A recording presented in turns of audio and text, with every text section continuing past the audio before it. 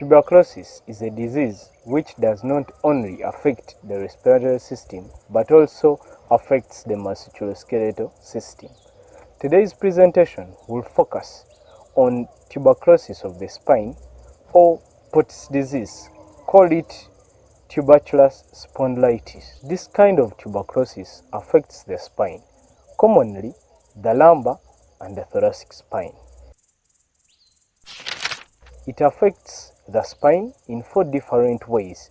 These include the paradiscal way, which is the commonest, a central way, and an anterior way, as well as the posterior way, are rare. A single artery supplying the vertebral bones forms 2 branches, where each branch supplies part of an individual vertebral bone. That is to say, the upper and the lower vertebral parts respectively. In case the TB bacteria comes within blood to the vertebral bone, it can cause destruction of either both vertebrae or a single vertebrae, and a nearby intervertebral disc as well may get distracted. Due to that damage, there will be collapse of the vertebrae, leading to an angular kyphosis deformity. This deformity is normally termed as a humpback in the normal language.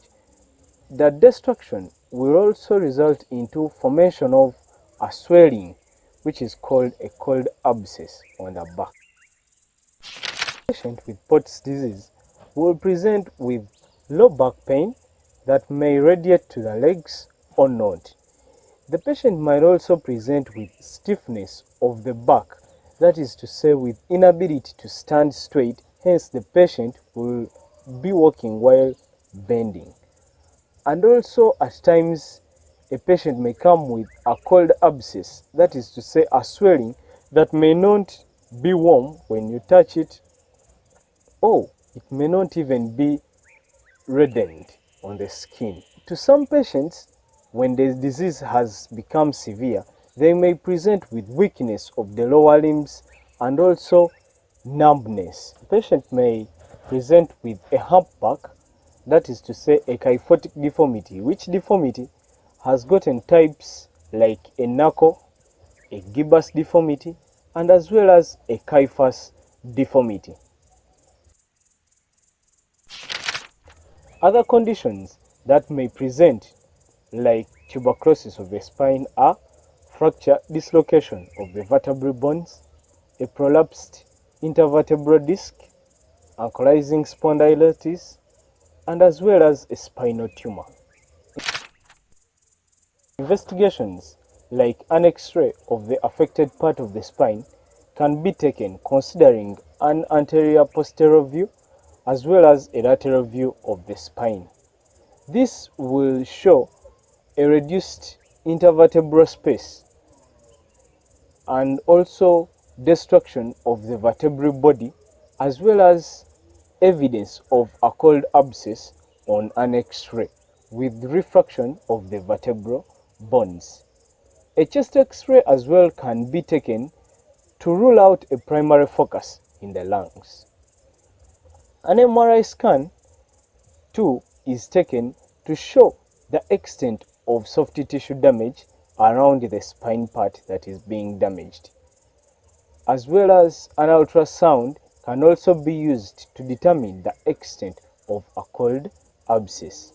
Since a patient may present with a cold abscess, which is a swelling, a biopsy can also be done to rule out any other type of a spinal tumor.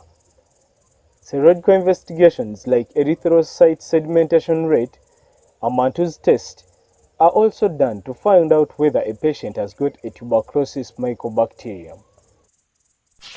The aim of management of a patient with tuberculosis of the spine is to correct the deformity, to manage the TB infection, and also to prevent further complications that may come with the disease. The patient will be started on anti-TB drugs to eradicate the infection. The deformity will be corrected by a spinal surgery. Then the cold abscess will be resolved by aspiration and suture. Care of the spine is key during the management. This will involve bed rest followed by mobilization with a brace to support the spine in order to avoid further damage to the spinal cord. In case of a sportsman, he or she will be advised to avoid sports before 2 years of rest. The disease might complicate into a cold abscess, loss of sensation in the lower limbs, and inability to move the lower limbs. A chronic discharge sinus may also form on the back, and also a tuberculosis infection may disseminate into other organs in case the disease is not tackled early.